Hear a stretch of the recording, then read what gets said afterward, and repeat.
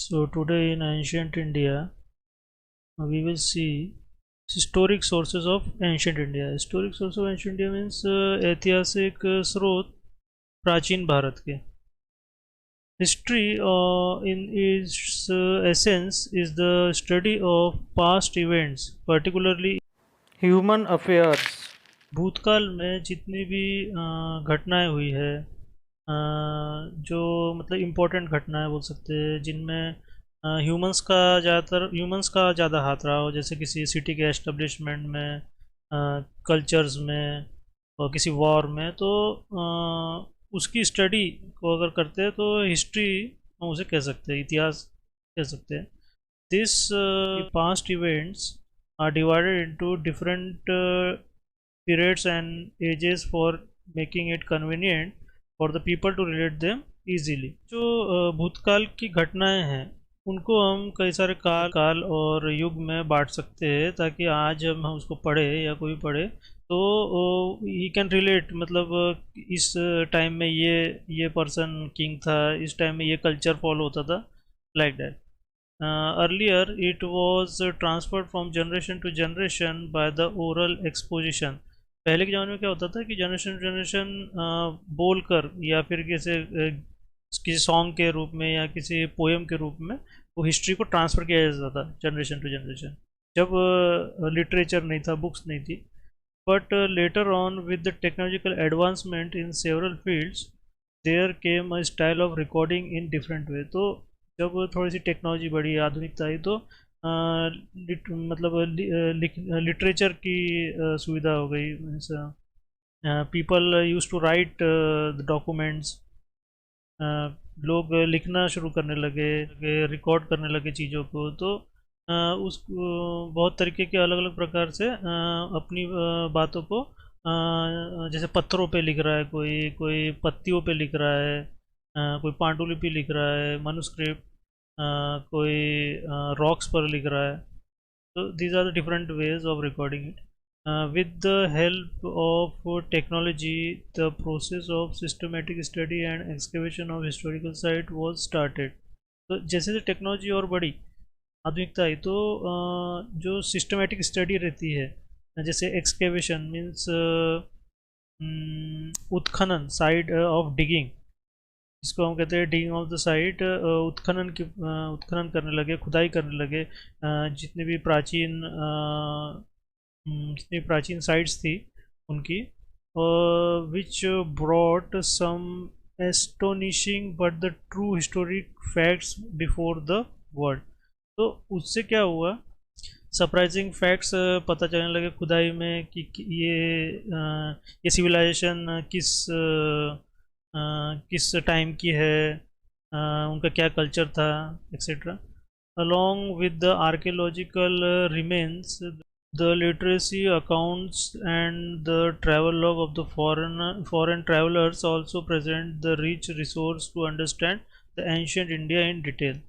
Archaeological remains means जितने भी पुरातात्विक अवशेष मिलते गए इन खुदाई के स्थान से, खुदाई के प्लेसेस से, हिस्टोरिकल साइट से, खुदाई में जो भी सामान हमें मिलता रहा, तो जितने भी साहित्यिक किताबें या डॉक्यूमेंट्स मिले और जो विदेशी ट्रैवलर्स इंडिया में आए उस टाइम में, एंशियंट टाइम में, तो उन्होंने जो अपनी यात्रा का विवरण किया, तो उन्होंने मतलब एक बहुत ही बढ़िया, मतलब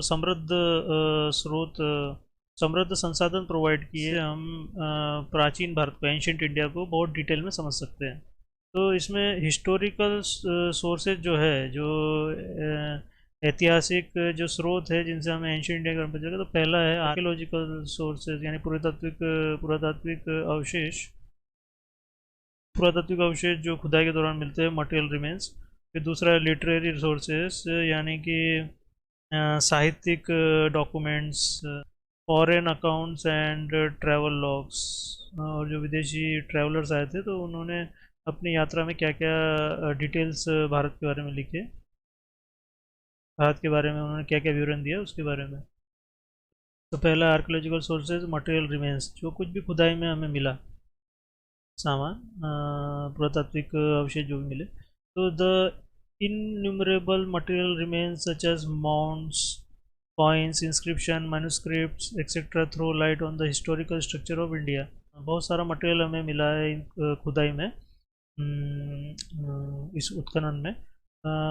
माउंट्स यानी कुछ कब्र, टीले, structure consisting of banks of stones रखे हुए हैं, और कॉइन्स जैसे सिक्के मिले, इंस्क्रिप्शंस जैसे अभिलेख या शिलालेख, letters carved on something rocks और स्टोन्स, manuscript means पांडुलिपि, हैंड रिटन बुक्स और डॉक्यूमेंट्स एक्सेट्रा। तो वो ये सब जो चीज़ें हैं, ये सब जो चीज़ें जो ऐतिहासिक जो ढांचा है एंशंट भारत का, एंशंट इंडिया का, उस पर बहुत अच्छा प्रकाश डालते हैं।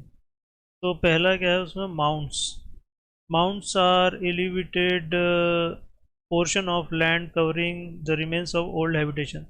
तो जितने भी पुराने बस्तियाँ थी या सिविलाइजेशन थी या शहर थे, तो उसके ऊपर जब वो लैंड कवर हो जाता है, उसके ऊपर कई सालों बाद एक परत जम जाती है मट्टी की, तो उसे माउंट्स कहते हैं। तो they may be for different types, ये इसमें भी बहुत सारे टाइप्स है। Single culture representing only one culture throughout, हो सकता है वहाँ पे सिर्फ एक ही कल्चर हो, या फिर वहीं उसी प्लेस पर कोई दूसरे सिविलाइजेशन के भी लोग रहे हो। एग्जाम्पल ओनली सातवाहना कल्चर और कुशाना कल्चर और PGW। जैसे हो सकता है कि जहाँ सातवाहन कल्चर था वहाँ उसके अलावा और कोई कल्चर नहीं था, जब उसमें खुदाई की गई तो सिर्फ सातवाहन कल्चर ही मिला, उसके साथ आजू बाजू और कोई कल्चर नहीं मिला। कुशाना कल्चर की जब जो एरियाज थे वहाँ पे जब खुदाई की, तो और PGW painted grey ware culture में तो सिर्फ वही वही कल्चर्स मिले, बाकी उनके अलावा और कोई कल्चर नहीं मिले। और दूसरा क्या है, major culture representing one culture as dominant. तो कहीं कहीं पे ऐसे मिले कि दो कल्चर्स एक साथ है और एक दूसरे के ऊपर डोमिनेंट है, where as other as not so important. तो कुछ ऐसे मिले जो उतने इम्पोर्टेंट नहीं थे। And multi culture representing several important culture simultaneously, और कुछ ऐसे कल्चर मिले जो साथ में रह रहे थे और अलग अलग कल्चर भी थे, उनके अलग अलग परंपराएं थी, अलग अलग मान्यता थी। Vertical excavation of mounts, length wise digging of mounts uncover the period wise sequence of the culture. अगर हम वर्टिकली उसकी खुदाई करते हैं उस माउंट की, पीरियड वाइज मीन्स रिसेंट काल में जो एस्टेब्लिशमेंट हुई पहले उसका पता चलेगा, फिर और अगर हम डीप में अगर डिगिंग करेंगे तो दूसरे कल्चर का पता चलेगा। तो धीरे धीरे धीरे पीरियड बाई पीरियड वो कौन सी सिविलाइजेशन कब आई थी उसका हमें प्रूफ मिलते जाएगा। लेकिन where as horizontal excavation entails digging the whole mount at once, अगर लेकिन हम हॉरिजॉन्टल अगर हम एक्सकवेशन करेंगे तो उसमें हमें एक साथ सारे कल्चर के बारे में पता चल जाएगा कि कब कौन सा हुआ। The latter type of excavation enables to obtain complete idea of site culture in a particular period। Vertical और हॉरिजॉन्टल एक्सकवेशन के बाद में सामने जितने भी टाइप के एक्सकवेशन हुए हैं उनमें हमें कंप्लीट आइडिया हो गया था कि साइट कल्चर किस काल में एग्जिस्ट करता था, पर्टिकुलर कल्चर किस काल में एग्जिस्ट करता था। Ramasare, Purva, Sachan Kot, Jalesar, Hetapatti mounds etcetera are some important mounds found in Uttar Pradesh. तीन साइट्स उत्तर प्रदेश में मिले। Along with this the archaeological site such as Sanchi stupa, Sanchi का stupa, Mahabodhi temple of Gaya, elephant caves of Mumbai, Ajanta and Ellora caves of Maharashtra, Bhimbetka rock shelters of Madhya Pradesh, Meenakshi temple of Madurai in Tamil Nadu etcetera throw light on life, society, culture, art, literature and religion of the different period of ancient India। तो ये जो है ना UPSC में ये जो location wise जो sites है इस पे मैच द फॉलोइंग आ सकता है। तो ये अच्छा प्रकाश डालता है वहाँ पे कैसी लोगों का जीवन था, कैसा समाज था, किस तरह की मान्यताएं थी, किस तरह का कल्चर था। किस प्रकार की संस्कृति थी, किस तरह की कला का यूज़ होता था उनके कल्चर में, साहित्य कैसा था, किस तरह की मान्यताएं थी, रिलीजन बेस्ड किसको मानते थे। ये डिफरेंट डिफरेंट काल में, डिफरेंट डिफरेंट पीरियड में एंशियंट भारत के इतिहास में पता चलता है इन साइट्स के कारण। नेक्स्ट है रेडियो कार्बन डेटिंग मेथोडोलॉजी और कार्बन 14, ये बहुत फेमस है। रेडियो कार्बन डेटिंग और carbon 14 radio active isotope present in all living objects. ये जो कार्बन 14 है, ये हर जीवित प्राणी में जिंदा रहता है, उनके मरने के बाद भी डेड बॉडी में कई सालों तक रहता है। is supposed to be the most appropriate methodology to bring out the objective age estimates of the carbon-based living organism, which cease to absorb C14 from the environment and continues to emit it all throughout the life of their dead and decayed remains. तो C14 जो है वो environment से ये living organism, सभी living organism absorb करते रहते थे और उनकी लाइफ साइकिल तक वो एमिट भी करते रहते थे, और उनके मरने के बाद भी वही कि वो उनके डेड बॉडी में रहता था। तो it is known that the half life of C14 is 5568 years. तो जो हाफ लाइफ है C14 कार्बन की उस बॉडी में रिमेन करने की, वो 5568 ईयर्स है। And the half life of radio active material is defined as the period during which the half of the radio active content in an object disappear. तो C14 का जो हाफ लाइफ है उसको define कैसे किया गया है कि जो ऑब्जेक्ट है जिसमें C14 है वो उसकी अगर वो आधा डिसअपियर हो जाए तो उस हिसाब से उसकी हाफ लाइफ डिसाइड की गई है 5568। तो the C14 can not date the antiquity older than 70,000 years. तो 70,000 पुराना अगर कोई फॉसिल फ्यूल या कोई भी अवशेष मिलता है तो उसकी एग्जामिनेशन वो C14 नहीं कर सकता, उसकी एज नहीं बता सकता। Coins are an important source of reconstructing the history of India. ठीक है ना, ये बहुत ही इम्पोर्टेंट सोर्स है कि इंडिया का इतिहास था वो किस तरह से बना है, कैसे बना है। पर्टिकुलरली द एंशियंट इंडिया, और खासकर कि प्राचीन भारत, क्योंकि प्राचीन भारत की ज़्यादा डिटेल्स हमारे पास है नहीं, उतनी टेक्स्ट बुक नहीं है, तो कॉइन्स जो है उस टाइम के उनसे हम बहुत कुछ एग्जामाइन कर सकते हैं। They throw considerable light on the political, economic, social, religious history of the country. तो ये जो है ये उस टाइम के राजनीति, आर्थिक और सामाजिक और जो धार्मिक इतिहास कह सकते हैं कंट्री का, उस पर बहुत ज़्यादा प्रकाश डालते हैं। The coins furnish valuable information about the king and his dynasty and kingdom. तो कॉइन्स में बहुत कुछ लिखा हुआ था, बहुत कुछ किंग के नाम भी लिखे रहते थे, और किस डायनेस्टी को बिलोंग करता है, कितना साम्राज्य है, कहाँ तक फैला, इसके बारे में भी डिस्क्रिप्शन में रहता था, इसके बारे में भी कॉइन्स के ऊपर इंफॉर्मेशन रहती थी। Also there are instances of some coins issued by the guild of merchants and goldsmith that throw special light on the business behavior of that time। तो कुछ ऐसे गिल्ड्स ऑफ मर्चेंट्स यानी कि शिल्पी संघ जिसे बोलते हैं, means formal association of people with the similar interest. ऐसे कुछ मर्चेंट होते हैं जो समझ लीजिए कोई कॉटन का बिजनेस कर रहा है, तो वो अपने हिसाब से ऐसे कॉइन्स गोल्ड स्मिथ से बनवाता था कि जिसमें उसकी डिटेल्स रहती थी कि भाई ये जो है ये स्पेशली मतलब कॉटन के लिए पेमेंट दे रहे, तो भाई ये कॉइन्स मतलब ये इशू करते थे, ये बनवाते थे।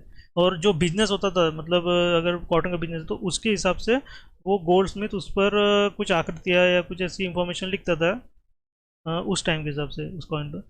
They also give the information about the trade and trade routes, और उन कॉइन्स के ऊपर ये बिजनेस कहाँ से कहाँ हो रहा है। तो मीन्स जो मर्चेंट्स का ग्रुप है वो समझ लीजिए कि दूसरे देश से बिजनेस कर रहा है, तो उस देश का वहाँ पे नाम लिख सकता है, और वहाँ पे ट्रेड रूट्स भी वहाँ पे छोटा सा ऐसा ट्रेड रूट भी बना सकता है। Besides all this information, the coins also throw considerable light on the religious beliefs of the ancient people.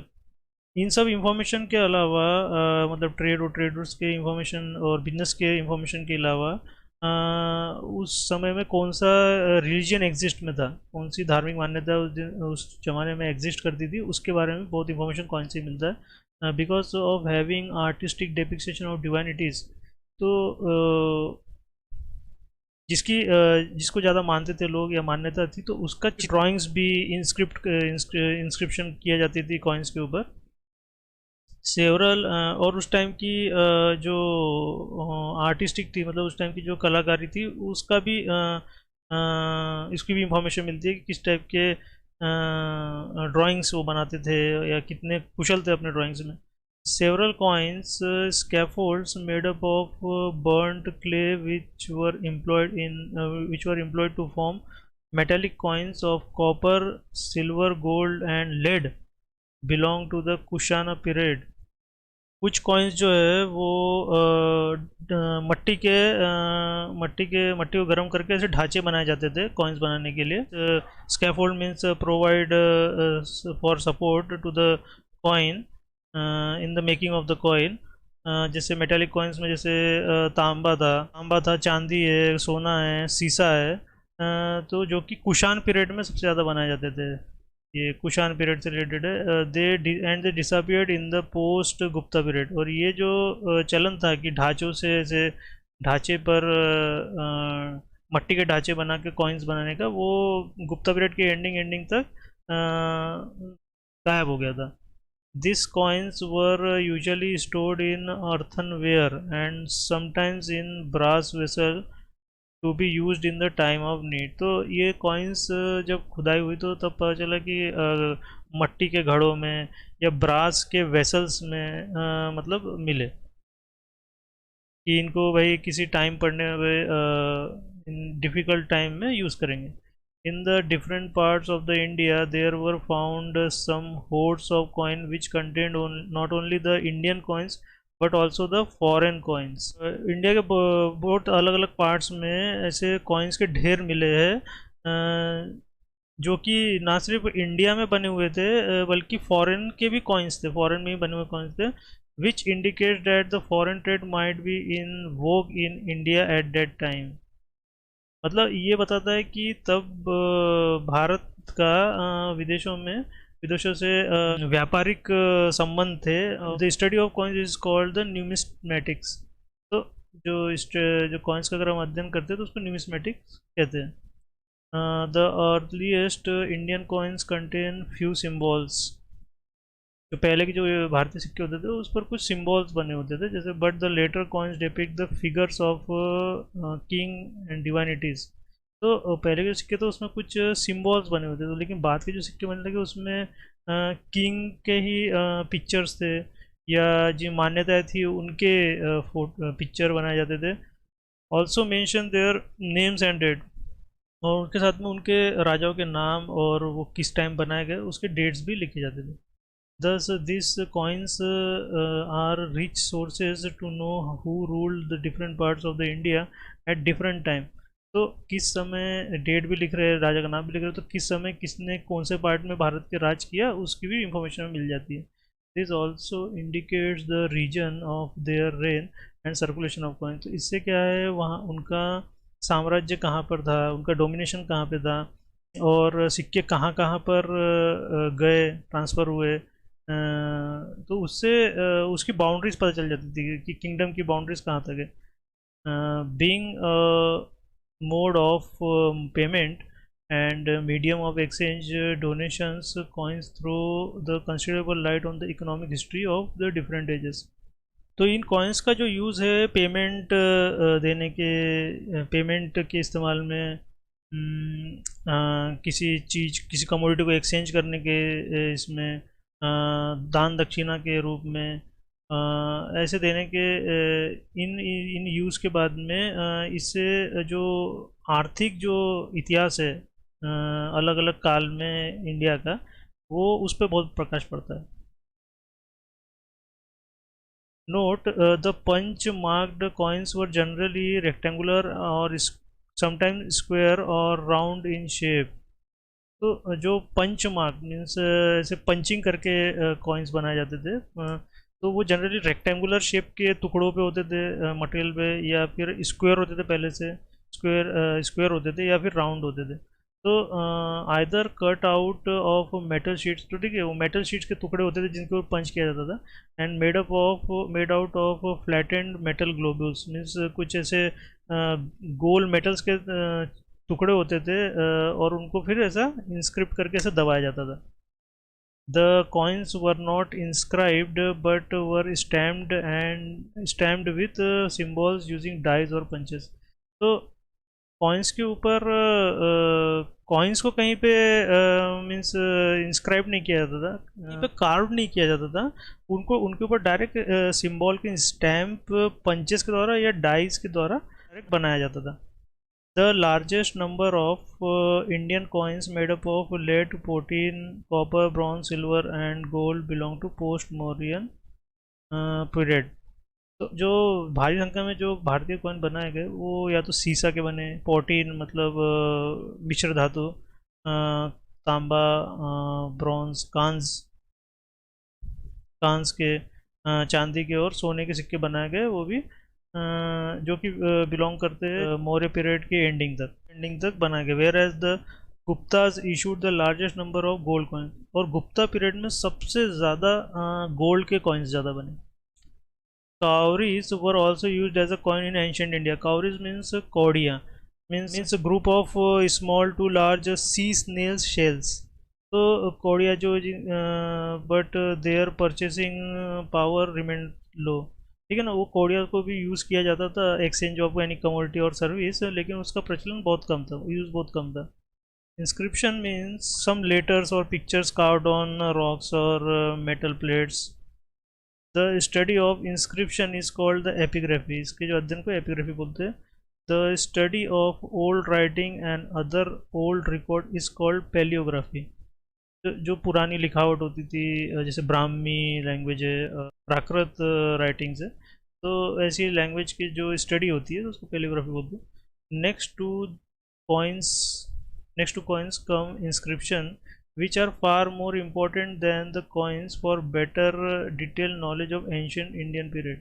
तो कॉइन्स से भी ज़्यादा जो इन्फॉर्मेशन है वो इंस्क्रिप्शन से पता चलती है, किसी carved on any rock, stones, तो उससे ज़्यादा इंफॉर्मेशन मिलती है, बहुत डिटेल इंफॉर्मेशन मिलती है उससे प्राचीन एंशियंट इंडियन पीरियड की। Their study reveals that they are inscribed by the court poets और other royal officials of the ruler on various occasions such as religious, economic, social, philanthropic activities, conquest, celebration etcetera. तो ये इसका जब अध्ययन किया गया तो उससे पता चलता है कि ये जो है वो जो राज दरबार में जो कवि होते थे, कवैये होते थे और शाही राज दरबारी होते थे उस किंगडम के, तो जो वेरियस इवेंट्स या ओकेजन्स होते थे उस पर जो धार्मिक और सामाजिक और आर्थिक और फिलेंट्रोपिक एक्टिविटीज़ मीन्स जो गरीबों को दान दक्षिणा वाले ओकेजन्स है, और या फिर जीत का सेलिब्रेशन है, कॉन्क्वेस्ट सेलिब्रेशन, जीत का सेलिब्रेशन जो है, उस टाइम में ऐसे इंस्क्रिप्शन किए जाते थे शिला लेखों पर। बड़ी बड़ी शिलाएँ होती थी, उस पर ऐसे लेख लिखे जाते थे। They bear exact date and several names and designation of the officials connected with the administration. तो ऐसे जो शिला लेख होते थे, ऐसे इंस्क्रिप्शन होते थे, उस पर एग्जैक्ट डेट लिखी जाती थी, एग्जैक्ट नेम लिखा जाता, किसके लिए ये किस खुशी में और किसके लिए, किस पर्पज़ से इसको लिखा गया है, और वो डायरेक्टली कनेक्टेड होते थे जो शाही राज दरबारी होते थे और उनके शासन प्रणाली को लेकर। They have an important bearing on the study of the Indian language and dialects. ये जो इंस्क्रिप्शन है, इससे उस समय की जो भारतीय लैंग्वेज थी, जो उसमें भारतीय लैंग्वेज में जो प्रोग्रेस हो रही थी या जो प्रचलन में थी, लोकल या देसी लैंग्वेज इसको बोल सकते हैं, या फिर जो vocabulary characteristic of a specific group of people, तो उसको समझने में आसानी होती थी। उससे हम इसकी स्टडी कर सकते हैं। They help us in knowing the chronology, extent of empire, military achievements, and other political, social or religious events of the contemporary India। उस समय में, उस टाइम में किस प्रकार की उस समय में कौन सा एम्पायर किसके बाद आया, किस एम्पायर का जो एरिया है वो कितना कितना वास्ट था, ऐसे क्या बाउंड्रीज थे, उन्होंने कौन सी लड़ाइयाँ जीती, उस समय की राजनीति कैसी थी, उस समय का समाज कैसा था, उस समय की धार्मिक मान्यताएं क्या थी, तो उससे हम स्टडी कर सकते हैं। तो they were carved on seals, stone pillars, rock etcetera. तो ये जो इंस्क्रिप्शन है ये किस पर, ये सील्स के ऊपर, स्टोन पिलर्स के ऊपर और पत्थर, बड़े बड़े पत्थरों के ऊपर करते थे। तो the earliest inscription in India वो कार्व्ड ऑन स्टोन। जो सबसे पुराने अगर इंस्क्रिप्शन जो मिले हैं वो स्टोन्स पे किए जाते थे, छोटे छोटे जो स्टोन्स है उनके ऊपर मिलते हैं। In the 3rd century BCE Prakrit language was use to carve the inscription. तो जो 3rd century थी बिफोर क्राइस्ट, तो प्राकृत लैंग्वेज सबसे ज़्यादा, प्राकृत लैंग्वेज मिलती है सबसे पहले जो इंस्क्राइब की गई थी, कार्व की गई थी। Later in the 2nd century CE, inscription were carved in Sanskrit also. Then in 2nd century in Common Era inscription मिलते फिर संस्कृत लैंग्वेज में, मतलब प्राकृत से फिर संस्कृत लैंग्वेज में आ गए। फिर इन द इससे क्या पता चल रहा है कि उस टाइम में संस्कृत ज़्यादा प्रचलन में होगी। तो in the 9th and the 10th century regional languages were also in carving the inscription. तो 9th-10th सेंचुरी आते आते जो लोकल लैंग्वेजेस थी, लोकल लैंग्वेज में मराठी, तेलुगु ऐसी लैंग्वेज आ गई थी, तो उनको भी कार्व करना शुरू हो गया था इंस्क्रिप्शन में। The Harappan inscriptions which are not deciphered so far were carved in a pictographic script, whereas most of the Ashokan inscription were written in Brahmi script running from left to right। तो जो Harappan inscription थे जिनको आज तक अभी तक understand नहीं किया जा सका है, तो वो पिक्टोग्राफिक स्क्रिप्ट में थे। इसमें थे मतलब पिक्चर्स टाइप मैसेजेस थे, पिक्चर टाइप मैसेज थे। और जो अशोक के टाइम में जो इंस्क्रिप्शन थे वो ज़्यादातर ब्राह्मी लैंग्वेज में थे, वो ब्राह्मी लैंग्वेज में मिलते जो कि लेफ्ट से राइट लिखे गए थे। Some Ashokan scripts were also written in Kharosthi script. तो अशोक ने बहुत बड़ा एरिया कवर किया था, तो अलग अलग एरिया में अलग अलग लैंग्वेज का चलन था, तो इसलिए इसमें खरोष्टी स्क्रिप्ट भी मिलती है। Which ran from right to left, जो कि राइट से लेफ्ट लिखते थे, जैसे आज उर्दू लिखते हैं।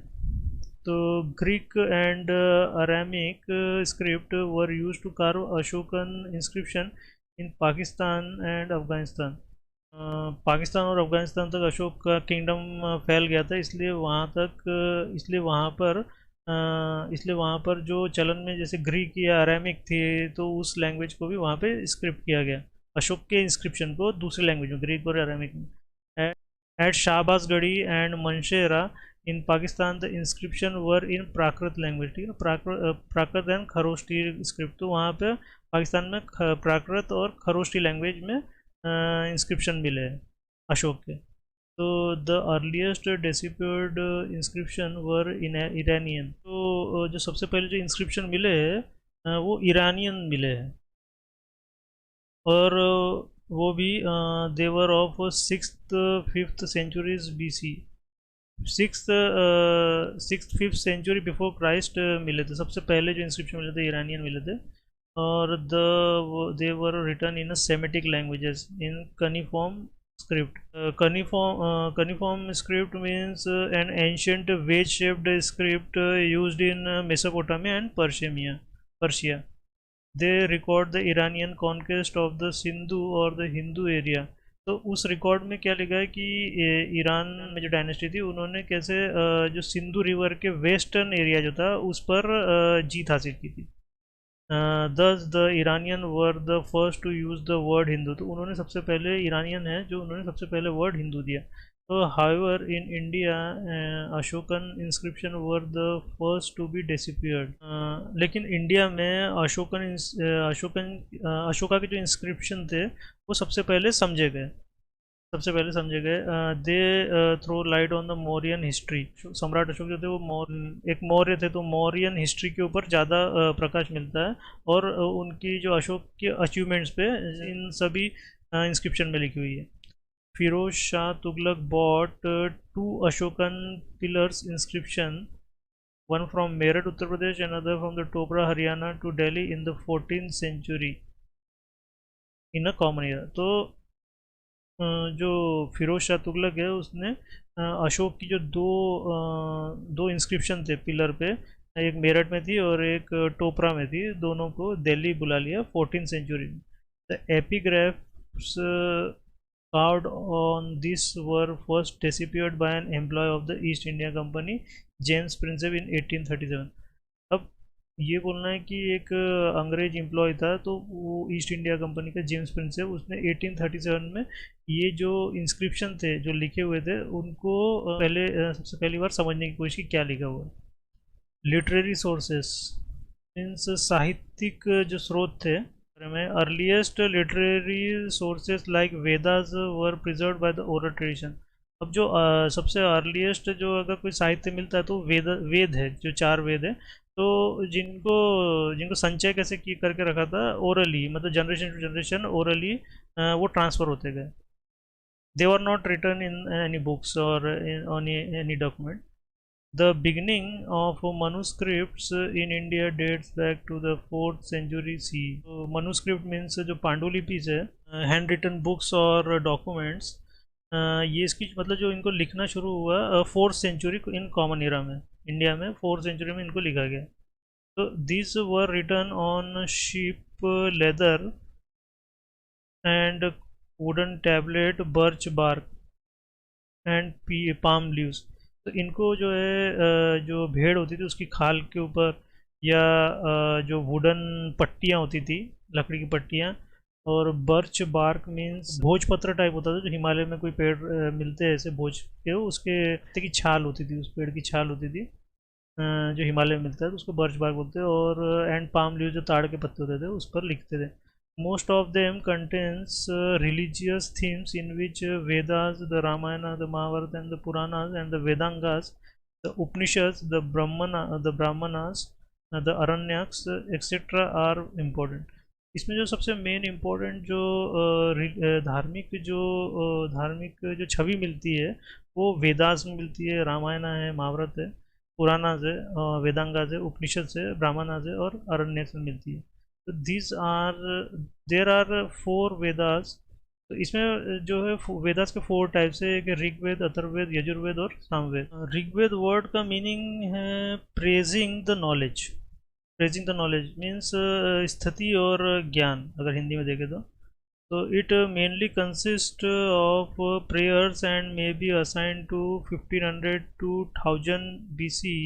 मतलब जो देवता होते थे उनकी स्तुतियाँ हैं, जो इसका जो कलेक्शन किया गया सही तरीके से इसे लिखा गया। ऋग्वेद जो है वो एग्जिस्टेंस में माना जाता है कि 1500 से 1000 बिफोर क्राइस्ट आ चुका था। Where as the Upanishad, the Brahmana, the Aranyakas are belong to 100 to 500 BC। जो है ये 1000 to 500 years before Christ Upanishad, Brahmanas और अरण्यक्स आ गए थे। Rigveda is said to have 21 shakhas. इसमें 21 शाखास है। The topics dealt with in the Rigveda Samhita fall रफली इनटू 3 ग्रुप्स। तो इसमें 3 ग्रुप बनाए गए हैं जो टॉपिक वाइज अगर इसको बांटा जाए तो इसके संहिता में कलेक्शन ऑफ इन इस collection. The first group deals with the deities like अग्नि, इंद्रा, वरुणा एंड अदर्स। इसका जो पहला ग्रुप है इसमें जो कुछ देवता होते थे, वैदिक देवता जिन्हें बोल सकते हैं, उनकी पूजा अर्चना, उनकी स्तुति, उनके बारे में स्तुतियाँ, उनका बहुत सम्मान किया गया है इसमें। तो उसमें है अग्नि है, इंद्रा है, वरुणा है और वायु है, विश्वदेव है, मरुत है, प्रजापति, सूर्य, उषा, पूषा, रुद्र, सविता। तो ऐसे जो देवी देवता है उनको मंत्रों के द्वारा उनको आह्वान किया जाता है। जो सेकंड ग्रुप है is concern with the philosophical speculations. Philosophical speculation means जैसे दार्शनिक जो सिद्धांत है या दार्शनिक चिंतन है या दार्शनिक विचार उनके ऊपर ये सेकंड ग्रुप है। जैसे उसमें like the origin of the universe and the real nature of the human beings. इसमें क्या है, मतलब जैसे ब्रह्मांड की उत्पत्ति कैसे हुई, जो मनुष्य है उनका उनके असली स्वभाव के बारे में बताया गया है कि उनका पर्पस क्या है। और इसमें कॉस्मोलॉजी थेरीज एंड डाइटीज़ के बारे में भी है, जैसे ब्रह्म है, ईश्वर, डाइटीज़ है, देवता है, और एस्ट्रोलॉजी के बारे में है, और mathematics, chemical science, medicines, medicines, nature, astronomy, geography, religious rules, to history है, इसमें रीति रिवाज यानी कल्चर के ऊपर भी है, culture, water medication, air medication, solar medication, और ह्यूमन मेडिकेशन, और जो मेडिकेशन जो हवन के द्वारा की जाती है उसकी जानकारी दी गई है। और इसमें एक यवन ऋषि की स्टोरी मिलती है जिसमें फिर से यंग होने की इंफॉर्मेशन दी गई है। Now the third group deals with the several secular subjects like marriage, war of kings, theology of generosity and so on. जो थर्ड ग्रुप में क्या है, मैरिजेस के ऊपर इंफॉर्मेशन दी है, वॉर ऑफ द किंग्स जो राजाओं की लड़ाई होती है उनके ऊपर दी है, और जो चैरिटी इन सोसाइटी के बारे में बताया है। The Rig Veda comprises of 10 mandalas, 85 anuvakyas, 1028 suttas, 10,552 mantras. The details of Dasara Yajna Yuddha, 10 kings wars and the Gayatri mantra are inscribed in Rigveda. तो ऋग वेद में दशरथ यजना युद्ध के बारे में बताया जिसमें 10 राजाओं का युद्ध जिसको डिस्क्राइब किया, 10 राजाओं का युद्ध हुआ तो उसका डिस्क्रिप्शन है, और गायत्री मंत्र भी ऋग वेदा में से ही मिलता है। नेक्स्ट है सामवेद। सामवेद का अगर मीनिंग देखें तो it talks about the melodies and chants. तो अगर हिंदी में अगर इसका देखें तो मतलब रूपांतरण एंड संगीत से रिलेटेड है। तो it is the shortest of all the 4 Vedas. ये 4 वेदों में सबसे छोटा है। तो it has taken many verses from Samhita of Rigveda. तो इसमें क्या है, ऋग्वेद से डायरेक्ट जो संहिता कलेक्शंस है उसमें डायरेक्ट जो वर्सेस है, जो छंद है, उनको डायरेक्ट पंक्तियाँ जो है वो डायरेक्ट ले ली गई है। The Samaveda is compiled exclusively for ritual applications, for its verses are all mean to be chanted at the ceremony of Soma sacrifice. जो सामवेद में जितने मंत्र बोले जाते हैं वो सारे गीत के रूप में हैं। और इसमें सोमा सेक्रीफाइस मीन्स एक सेरेमनी होती है जिसमें सोमा सेक्रीफाइस में सोम जूस करके होता है, उसे चढ़ा जाता है। वैसे सोम रस को अभी तक डिफाइन नहीं किया गया कहीं पे कि वो कौन सा प्लांट है, लेकिन फिर भी रिसेंट रिसर्च बोलते हैं कि मे बी इट्स गांजा प्लांट। तो and procedures derived from it. तो इसमें प्रोसेस दी है कि किस तरह से इस रिचुअल्स को करना है, इसकी पूरी प्रोसेस दी हुई है। Samved also consists of also contains the roots of Indian classical music and the dances। और सोमा सेक्रीफाइस क्यों किया जाता है, क्योंकि to perform to appease the celestial entities to promote the wellbeing of the all humanity. तो Soma sacrifice इसलिए किया जाता है कि जो जितनी भी जो नेचुरल प्राकृतिक जो शक्तियाँ थी उस टाइम में, जैसे इंद्र वरुण जिनको भी मान रहे हो, तो वो उनसे प्रार्थना की जाती थी इन यज्ञ और मंत्रों के द्वारा कि ह्यूमैनिटी का भला करें। यजुर्वेदा का मीनिंग अगर इंग्लिश में देखें तो worshipping knowledge, it's a worshipping knowledge. And in Hindi गतिशील आकाश। तो it is principally in prose form, means ये एक गद्य पद्धति से लिखा गया है, means a non rhythmic literature. It is a ritual Veda for it is essentially a guidebook for the Adhvaryu priest who had to do practically all the ritualistic works in a sacrifice. जो तो यजुर्वेदा जो है actually उपासना करने के लिए एक ऐसा वेद है, गाइड बुक दी हुई है अतः ऋषि के द्वारा कि कैसे सारे जो यज्ञ करने हैं, उपासना करनी है, उसको किस तरह से स्टेप बाय स्टेप फॉलो करना है उस प्रोसेस को। तो it also contains the mantras which endorse the black magic. Black magic means तत्व ज्ञान यू कैन से, और रहस्यमय शक्ति या ज्ञान के बारे में। और इसमें मैजिकल ट्रीटमेंट भी है, और इसमें एग्रीकल्चर साइंस के बारे में भी इंफॉर्मेशन दी गई है। तो इसमें टू डू बेस्ट कर्मा इसका इसकी मोटिवेशन भी मिलती है। अथर्ववेदा का अगर मीनिंग देखें तो ancient says and knowledge. Atharvaveda का अगर हिंदी में अगर मीनिंग देखें तो it's talk about the vibrations. तो it denotes the directions and mantras especially in connection to ward of evil and hardship।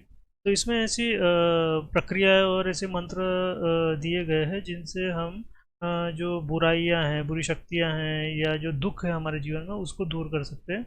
And also contains philosophical thoughts, और इसमें दार्शनिक जो विचार है उनके बारे में भी इंफॉर्मेशन मिलती है।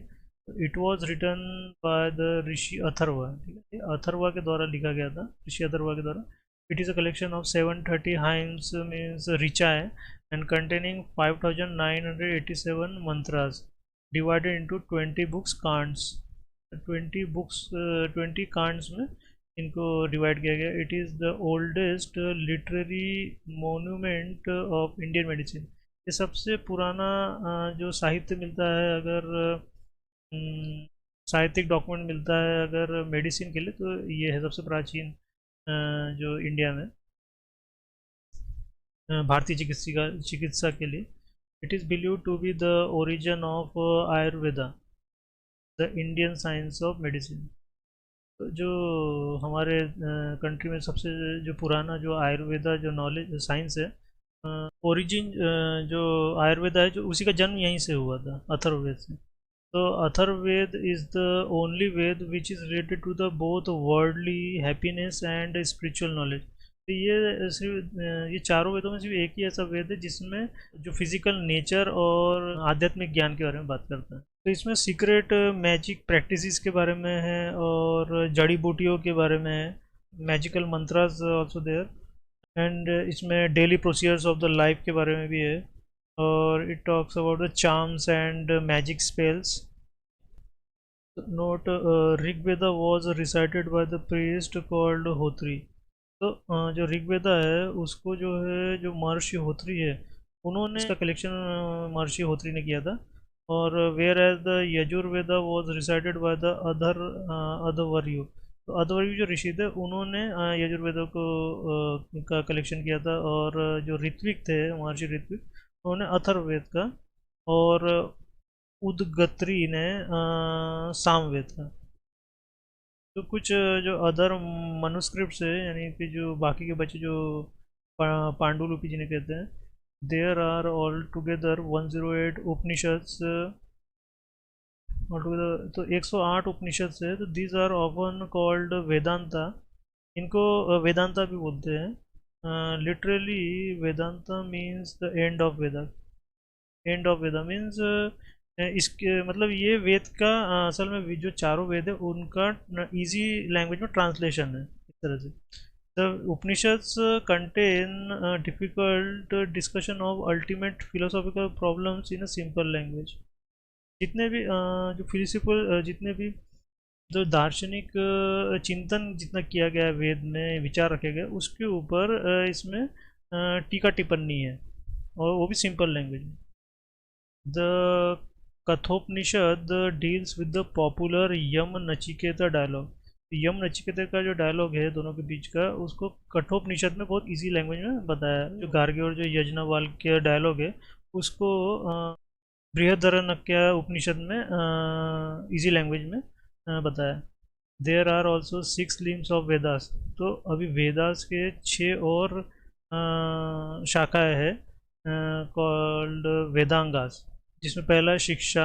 शिक्षा phonetics. Phonetics means it talks about the ध्वनि शास्त्र। फिर नेक्स्ट है कल्प, रिचुअल्स मतलब संस्कार। व्याकरण grammar, Nirukta etymology talks about the study of source and development of words. चंदा metrics talks about the art of versification, किस तरह से वर्सेस लिखना है उसका नॉलेज देता है। And at last jyotishi astronomy. The Vedangas are called the specific name. Shiksha को अगर हम रिप्रेजेंट, शिक्षा को रिप्रेजेंट कर रहा है नोस को, कल्प को रिप्रेजेंट कर रहा है हैंड को, व्याकरण को रिप्रेजेंट कर रहा है माउथ, निरुक्ता को ईयर, और चंदा को लेग्स, और ज्योतिषी को the eyes of the Vedas. ऐसे इन इन ह्यूमन बॉडी के साथ में रिलेट करके उनको वेदांगास में डिस्क्राइब किया है। द स्लोगन सत्यमेव जयते, the famous sentence which is used by our Indian government, Satyameva Jayate, is taken from the Mundaka Upanishad. Along with the Vedas, Upanishads and Vedangas, there are some entirely religious texts such as Ramayana composed by Rishi Valmiki. Vedas, Upanishad, Vedangas के अलावा कुछ और भी जो धार्मिक ग्रंथ है, महाकाव्य जिनके रामायण, तो रामायण को जैसे ऋषि वाल्मीकि ने लिखा था, और महाभारत को वेद व्यास ने लिखा था। Mahabharata originally consisted of 8,800 verses called Jaya Samhita. Both these texts deal with the religious theme of the Hindu religion purely. तो ये जो अगर उनको पूरी तरह से अच्छे से पढ़ा जाए तो ये जो जितनी कल्चर सिमिलरिटीज़ है वो हिंदू जो धर्म है उससे मिलती है। But at the same time they present vivid documents of the ruling authority as well as the socio politic situation of their times.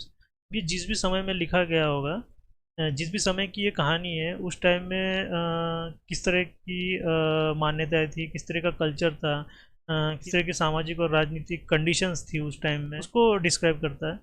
Not only this, Mrichchhakatikam by Shudraka, Kamasutra of Vatsyayana, Dayabhaga of Jimutavahana, Buddhacharitam by अश्वघोष, Kadambari and Surya Siddhantika by Aryabhatta, Mudrarakshasa of Vishakhadatta, Mitakshara of Vijnaneshwara, Arthashastra by Chanakya,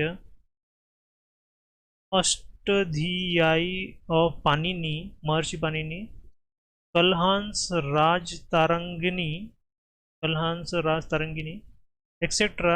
All these manuscripts by and large depict the ancient Indian history vividly. तो ये जितने भी किताबें और उनके जो writers के नाम लिए, ये सब कुछ यूपीएससी में मैच द फॉलोइंग पूछ सकता है।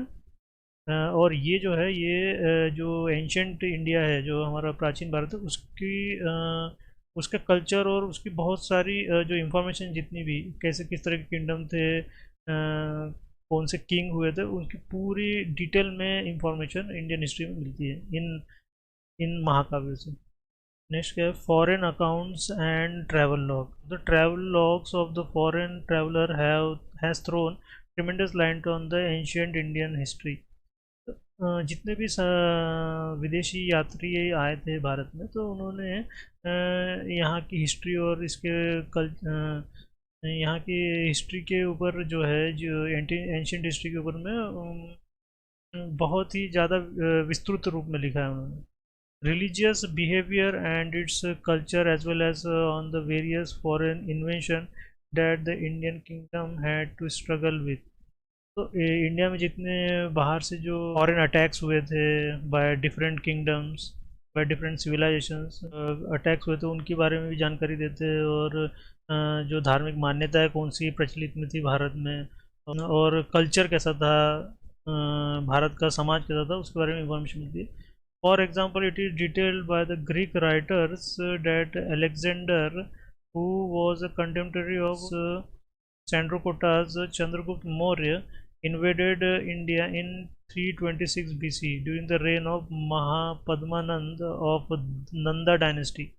तो एक ग्रीक राइटर है, उसने लिखा है कि जब अलेक्जेंडर ने उसने जब भारत पर अटैक किया था तब नंदा डायनेस्टी का राज था, और उसका जो राजा था वो महापद्मानंद था, जो कि 326 बिफोर क्राइस्ट उसने अटैक किया था। उस समय जो चंद्रगुप्त मौर्य था, जिसको सेंड्रोकोटास बोला जाता था ग्रीक लैंग्वेज में, तो उसका समकालीन था Alexander. Megasthenes Megasthenes who came to the court of Chandragupta Maurya. अब ये ग्रीक राइटर वही है मेगास्थनीज, चंद्रगुप्त मौर्य के राज दरबार में आया था। And who wrote a book named Indica, उसने एक इंडिका नाम की बुक लिखी थी, which furnish valuable information not only about the system of Maurya administration but also the socio economic activities of Mauryan period. तो मौर्य जो शासन था मौर्य डायनेस्टी का, उसमें किस तरह से राज्य का कारोबार चलता था, कैसी सामाजिक और आर्थिक गतिविधियाँ उनके समय में होती थी, उस पर बहुत ही डिटेल में उसने विवरण दिया है। The Periplus of the Erythraean sea anonymous writer, means ये जो बुक है इसका राइटर कौन है ये पता ही नहीं, which was written in Greek, ठीक है ना, ग्रीक भाषा में लिखा था। Describe the Roman trade in the red sea. इसमें क्या बताया कि रोमन साम्राज्य, रोमन जो डायनेस्टी थी, उसका ट्रेड कैसे रेड सी, लाल सागर में, रेड सी, पर्शियन गल्फ और इंडियन ओशन में होता था। तो टॉलेमीज जोग्राफी रिटर्न इन लैटिन। अब ये जो टॉलेमी है ये एक राइटर है, और उसने जोग्राफी बुक लिखी थी, रिटर्न इन लैटिन भाषा में लिखी थी। Deals with trade between Indian and Italy. तो इंडिया और इटली के जो व्यापारिक संबंध थे उसके बारे में उसने लिखा था। और एक है क्रिश्चियन टोपोग्राफी, एक बुक है जो लिखी थी ग्रेको रोमन स्कॉलर ने, called Cosmas Indicopleustes, mentions Christians in India and Sri Lanka, also refer to the horse trade. ये लिखता है कि भारत में तब क्रिश्चियंस थे, और श्रीलंका में भी क्रिश्चियंस लोग थे, एग्जिस्ट करते थे, और वहाँ पे घोड़ों का भी व्यापार होता था। Chinese travellers like Fa-Hien and Hwan सांग, दो चाइनीज ट्रैवलर्स भी आए थे, हु वर बौद्धिस्ट, वो बुद्ध धर्म को मानने वाले थे। Also wrote books which unravel the truth of ancient India. तो उन्होंने जो बुक्स लिखी प्राचीन भारत पर, वो थोड़ी ज़्यादा सार्थक मानी जाती है। तो Fahien who came in the beginning of the 5th century, जो 5th सेंचुरी के शुरुआती दौर में आया, तो describe the social religious economic condition in India in the age of Gupta. तो वो गुप्ता पीरियड में आया, तो गुप्ता डायनेस्टी थी, एग्जिस्ट करती थी इंडिया में। तो उस टाइम का जो सामाजिक, धार्मिक और जो एक आर्थिक जो गतिविधियाँ थी उस टाइम का उसने डिस्क्राइब किया है।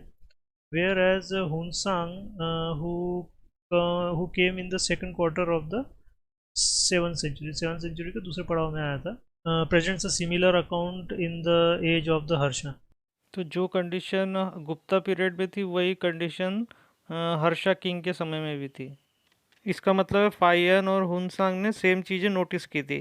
हुनसांग जो था, हुनसांग visited India during the reign of Harsha.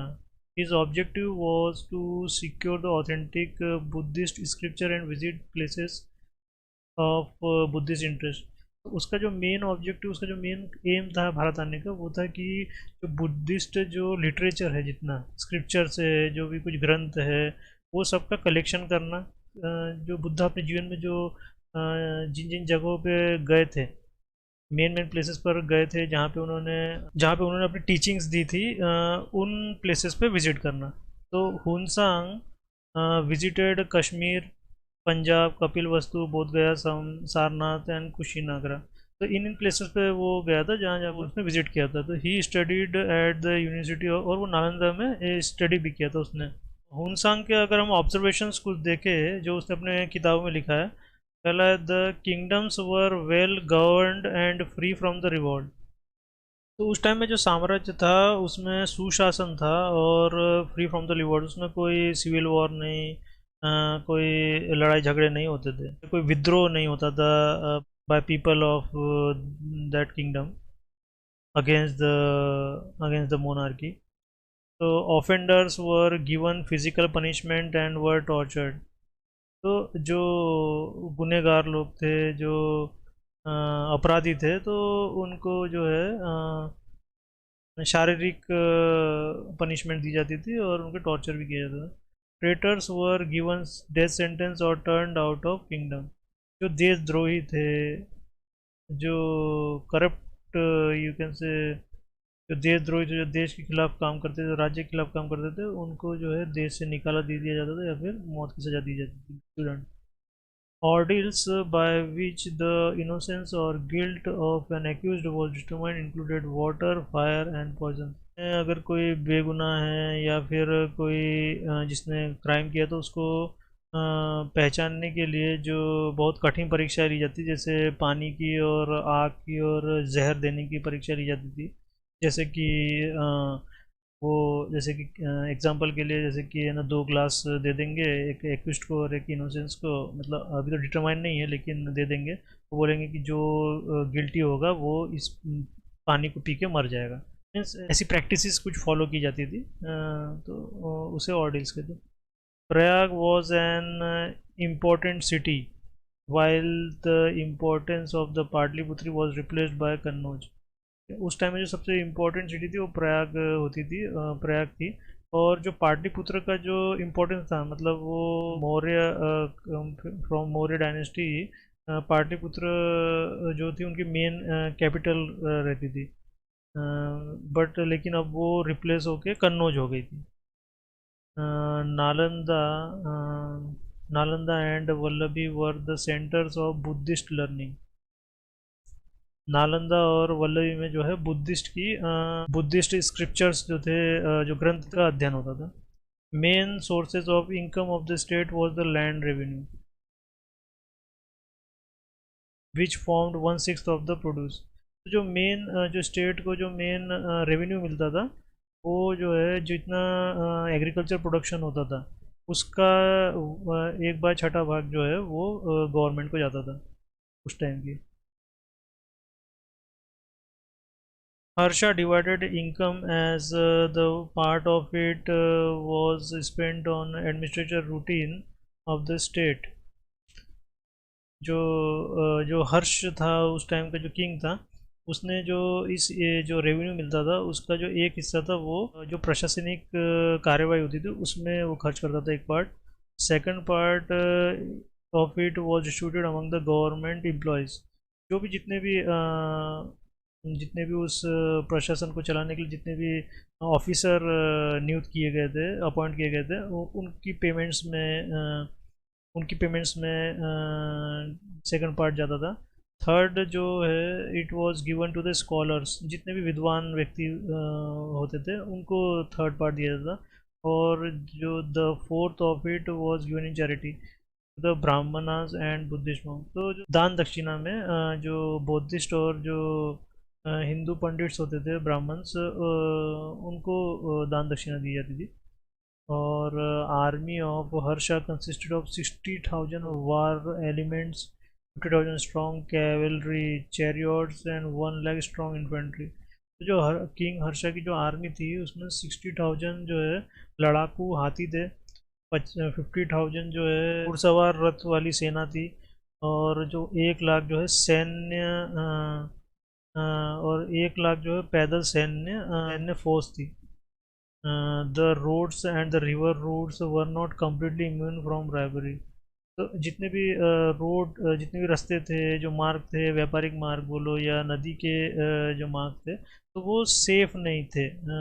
वहाँ पे लुटेरे, वहाँ पर जो ट्रैवलर्स है, जो यात्री है, उनको जो बिजनेसमैन हैं उनको लूटते थे. इवन फ्रॉम हिज बुक होन सांग ऑल्सो सेड कि उसे भी लूटा गया था. The caste system was rigid. Caste system rigid होने का मतलब है कि जो जाति प्रणाली थी वो बहुत कठोर थी.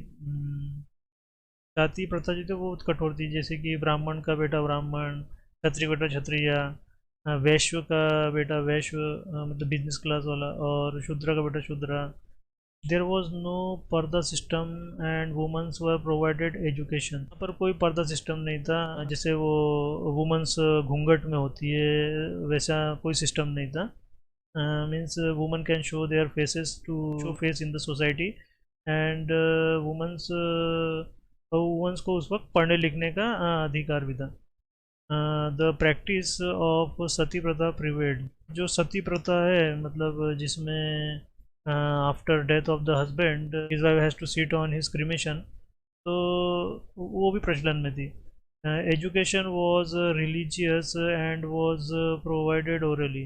उस वक्त की जो एजुकेशन था वो ज़्यादातर धार्मिक था एंड उसको ओरली पढ़ाया जाता था, जैसे मंत्रों के द्वारा। Text were put in writing and their script was Sanskrit. तो जो कुछ भी उस टाइम में लिखा जाता था इन राइटिंग में तो ज़्यादातर संस्कृत में होते थे, जो लिटरेचर होता था वो ज़्यादातर संस्कृत में होता था। Harsha was devotee of Buddha. तो किंग हर्षा भगवान बुद्ध का भक्त था। किंग हर्षा था वो बुद्धा की टीचिंग्स को मानने वाला था। Hinduism was more widely popular in India at that time as compare to Buddhism. उस टाइम में हिंदू मान्यता को मानने वाले ज़्यादा लोग थे एज कम्पेयर टू बुद्धिस्ट मान्यता उसमें। Harsha used to spend 3/4 of the state income for the religious purpose. अब जितना जो स्टेट की जो भी इनकम होती थी टोटल, उसका जो 3/4 हिस्सा था वो धार्मिक अनुष्ठानों, धार्मिक यज्ञों, धार्मिक प्रैक्टिसेस, रिलीजियस प्रैक्टिसेस पर ज़्यादा खर्च करता था, स्पेंड करता था। Taxes were light during that time and tradesmen used to go and fro battering their produce and merchandise after paying light duties at the ferries and bearing stations। तो taxes उस वक्त बहुत कम थे। जो व्यापारी था वो बहुत आराम से कमोडिटीज़ और सर्विस की सेल कर सकता था। ड्यूटी और उसे ड्यूटीज़ देनी पड़ती थी हर जो स्टेशंस होते थे कि इस एरिया में अगर आपको व्यापार करना है तो आपको इतनी फ़ीस देनी पड़ेगी। और टैक्सेस बहुत कम थे इसलिए जो कह सकते हैं कि जो इंडिया का जो बिजनेस था, जो व्यापार था, वो दूर दूर तक फैला। because state makes that favorable condition for the businessmen and merchants to trade inside the country and outside the country. by giving very light taxes।